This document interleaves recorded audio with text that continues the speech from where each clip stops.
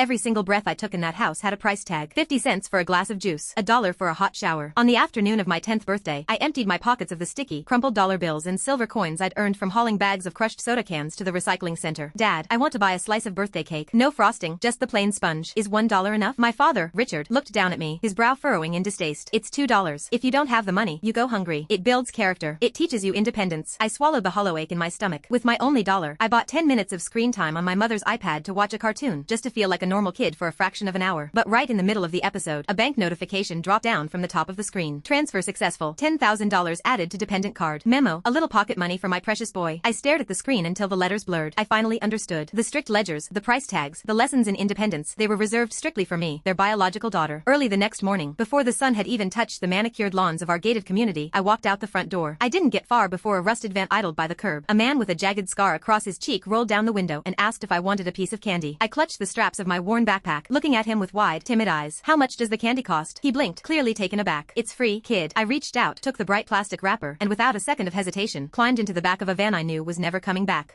Mister, does it cost money to ride in this car? I asked, my small fingers nervously twisting the candy wrapper. I had $1 from selling cans, but I spent it watching cartoons. The man with the scar threw his head back and laughed. It was a harsh, scraping sound. Free. It's all free. Kid, Uncle Jax is taking you to a great place. From now on, eating and sleeping won't cost you a dime. A heavy, breathless sigh of relief washed over me. So, Uncle Jax, are you going to sell me to someone else to be their daughter? Jax chuckled, glancing at me in the rearview mirror. Something like that. We're finding you a new home. My eyes lit up in the dim, stale air of the van. In my new home, will I have to pay for drinking water? Jax slammed on the brakes slightly, turning to stare at me. You pay for water at your house? Yeah, I nodded earnestly. 20 cents for tap water. 30 cents if I want it warmed up. 50 cents for juice. Jesus Christ, Jax muttered, shaking his head. I've been in the trafficking business for 15 years, and I ain't never seen a hustle that dark. Who raised you? Ebenezer Scrooge. I didn't know who Ebenezer Scrooge was. All I knew was that my mother, Valerie Croft, was the CEO of a publicly traded tech conglomerate. She was famous for her generosity. She wrote million-dollar checks at charity galas without blinking. I leaned my head against the cold, hard metal of the van's interior. I watched through the dirty window as we drove further and further away from the mansion. Meanwhile, back at the Croft estate, a gourmet breakfast spread was laid out on the massive marble dining table. Preston, my adopted brother, sat at the head of the table. Richard smiled warmly, serving him a plate of organic brioche French toast topped with imported berries. Valerie didn't look up from her tablet. Preston's private piano lessons need to be renewed for the semester, don't they? I'll have my assistant wire the 50 grand. Thanks, Mom. Preston beamed, his eyes crinkling with perfect, practiced sweetness. He turned his head, glancing at the empty chair near the kitchen door. My chair. The place where I usually sat, watching the meat. If I wanted a bite, I had to pay cash up front. Huh? Where's Sally? Preston asked, his voice dripping with faux innocence. She's going to be late for school. Is she throwing a tantrum again? Richard frowned. Usually, by this hour, I would have polished everyone's shoes and mopped the hardwood floors just to earn enough for a slice of toast. He dropped his silver serving spoon, his face darkening. Is she giving me an attitude just because I didn't let her buy that cake yesterday? Valerie let out a cold, dismissive laugh, swiping to the next page of the Wall Street Journal app. She's spoiled. Let her skip 2 meals. She'll learn. Go fetch her, Richard. Otherwise, today's breakfast price is doubled. A few moments later, Maria, the housekeeper, hurried into the dining room. She was clutching an iPad to her chest, her face pale. Mr. Croft, Mrs. Croft, you need to see this. Valerie took the tablet. On the screen, the security footage played in black and white. A tiny figure, carrying a frayed, second-hand backpack, slipping quietly out of the wrought iron gates. Richard slammed his palm against the marble. Unbelievable. She thinks she can just run away? How much money does she even have on her? Where could she possibly go? Valerie's eyes went flat and cold. She locked the iPad screen. Don't bother looking for her. She has no money, no survival skills. Valerie sneered. She'll starve for a day out there, and then she'll come crawling back, crying at the gates. And when she does, the re-entry fee to this house is going to be $10,000. But an entire day passed, and I never came back. 2. Richard's face was drawn tight with fury. A whole day. She is deliberately trying to defy me. He paced the expanse of the living room. Honestly, raising a stray dog would be more rewarding. You throw a dog a bone and it wags its tail. But her, I put all this effort into building her character, forcing her to be independent, and she treats me like the enemy. Maria, Valerie called out, rolling her eyes. Enough of this. Clear out her bedroom. Clear it out? Maria froze. But ma'am, when the young miss returns, where will she sleep? Valerie's gaze was glacial. Tear down the wall between her room and the guest suite. We'll expand it into a proper music studio for Preston. As for where she'll sleep when she gets back, Valerie took a sip of her espresso. There's still that storage closet in the basement, isn't there? The rent is cheap. $5 a night. She should be able to afford that. Preston's eyes sparkled. Really, Mom? I get the mega studio? Of course, darling. Valerie looked at him, her coldness melting into absolute adoration. When has mommy ever lied to you? You are my precious boy. You deserve the absolute best. Miles away, a filthy blindfold was ripped from my eyes. The pungent smell of rust, stale beer, and damp earth hit my nose. I was in an abandoned warehouse. Several men in grease-stained clothes were playing poker around a folding table. When they saw Jax walk in with me, they threw their cards down. Damn, Jax. Premium merchandise this time. A man with rotting, yellowed teeth leered, reaching out to pinch my cheek. Instinctively, I flinched and pulled away. Smack. The yellow-toothed man backhanded me across the face. Pain exploded across my cheek, hot and sharp. Who told you to dodge, you little brat? I fell hard onto the concrete floor. The metallic taste of blood seeped into the corner of my mouth, but I didn't cry. I just lay there, staring dead into his eyes. Ooh, Look at the glare on this one. The man laughed, pulling back his heavy work boot to kick me in the ribs. Enough. Jax caught the man's shoulder, shoving him back. Cut it out. This one's completely healthy. We're gonna get top dollar for her. Jax crouched down until he was eye level with me. Listen to me, kid. You're here, which means you play by our rules. He pointed toward the darkest corner of the warehouse. You see that cage? It was a massive, rusted iron dog crate. Inside, 3 mangy, aggressive dogs paced back and forth, growling. If you don't listen, you sleep in there with them. If you listen, you get fed. I slowly wiped the blood from my chin with the back of my hand. How much to sleep in the cage? I asked. Jax froze. The entire warehouse erupted into booming, ugly laughter. Holy shit. Jax, is this kid mentally challenged? The yellow-toothed man cackled. She wants to pay to sleep in a dog cage? Ha. Jax shook his head, staring at me like I was an alien. It's free, kid. Free lodging. And the food? I asked, my voice steady. Also free. I nodded. I pushed myself off the ground, dusted off my knees, and walked straight toward the rusted iron bars. Then I'll sleep there. As long as it didn't cost money, anywhere was fine. Back at the mansion, sleeping in that tiny, unheated bedroom cost me $200 a month in rent. This place was filthy. It smelled like wet fur and decay, but it was free. I crawled into the cage, pulling my knees to my chest, making myself small as the dogs sniffed at my shoes. The men's laughter echoed off the high corrugated ceiling. I knew they were laughing at my stupidity, but as I sat there in the dark, my heart felt lighter than it had in years. To me, anywhere in the world that didn't demand coins for my existence was paradise. That evening, the Croft estate finally received a phone call from the police. Is this Valerie Croft? This is the precinct. Valerie was in the middle of a Zoom call with her board of directors. She sighed, deeply annoyed. Speaking. What is it? We found a backpack belonging to your daughter, Sally Croft, abandoned by a drainage canal on the outskirts of the city. We need you to come down and identify it. Valerie's tone was impeccably flat. I do not have the time right now. I am in the middle of a vital executive meeting. When it concludes, I will dispatch my assistant. The officer on the line was stunned into a brief silence. Ma'am, this is your biological daughter. She could be in grave danger. You need, officer. Valerie cut him off sharply. She is throwing a temper tantrum. She ran away from home to get attention. Furthermore, my time is currently valued at hundreds of thousands of dollars an hour. I am not going to waste it driving across town for a dirty backpack. Besides, she added with a dry scoff, we live in a civilized society. What exactly do you think is going to happen to her? 3. Inside the police precinct, Officer Ramirez slammed the receiver down so hard the plastic cracked. Is she even human? Ramirez seethed, her hands trembling with rage. Her 10-year-old kid is missing, potentially dead, and she says looking for her is a waste of time? Detective Harrison leaned against the desk, taking a slow drag from his cigarette. Did you run a background check on this Valerie Croft?